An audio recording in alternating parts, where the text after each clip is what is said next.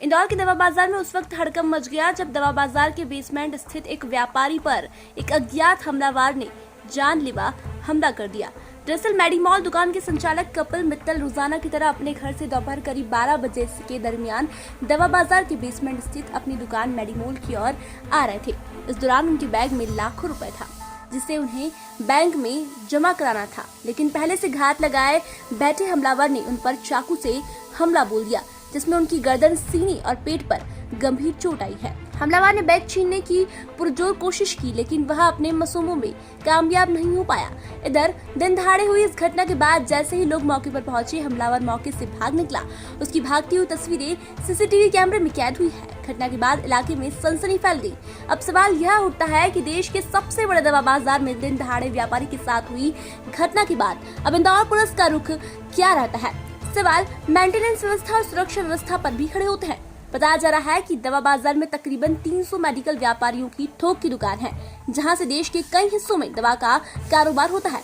यहां करोड़ों रुपए की दवाएं रोज खरीदी बेची जाती है। वहीं सुरक्षा के लिहाज से दवा बाजार को अब सबसे असुरक्षित जगह माना जा रहा है, क्योंकि यहां लगातार बढ़ रही घटनाएं इसी ओर इशारा कर रही है। बाजार से जुड़े व्यापारियों की रवि गुप्ता की माने तो बिल्डिंग के सीसीटीवी कैमरे पूरी तरह खराब है। सुरक्षा कर्मी मुस्तैदी से काम नहीं कर रहे हैं और आए दिन यहां चोरी की घटनाएं हो रही है। कभी दुकानों के ताले टूटे मिलते हैं तो कभी वाहन चोरी की घटनाएं प्रकाश में आती है। इन सबके बीच अब तो दिन दहाड़े व्यापारी कपिल मित्तल के साथ हुई लूट की नियत से जानलेवा घटना ने न सिर्फ दवा बाजार बल्कि इंदौर के कई व्यापारियों की सुरक्षा को लेकर बड़े सवाल खड़े कर दिए हैं। देखना दिलचस्प होगा कि आने वाले दिनों में लॉकडाउन के इन साइड इफेक्ट्स से बचने के लिए पुलिस प्रशासन क्या कुछ कड़े कदम उठाता है। यह जो आज हमारे एशिया के सबसे बड़े बाजार दवा बाजार में जो घटना घटित हुई है, यह बड़े निंदनीय है। हमारे दवा व्यवसायी भाई के ऊपर प्राणघातक हमला हुआ, साथ ही साथ उससे पैसों से भरा हुआ बैग छीनने की कोशिश की गई। यह बड़ा ही दुर्भाग्यपूर्ण है कि हम ऐसे बाज़ार में बैठे हैं जहां दूर दूर होने से हर राज्य का व्यक्ति यहां पर आता है और यहां के व्यवसायी को ही सुरक्षा प्राप्त नहीं है, जबकि यहां करोड़ों का रोज़ का लेन देन होता है, पर सुरक्षा के नाम पर यहां कोताही बरती जाती है। आज व्यवसायी अपनी जान हाथ पे लेके यहां काम कर रहा है। आए दिन यहां दुर्घटना घटित होती है।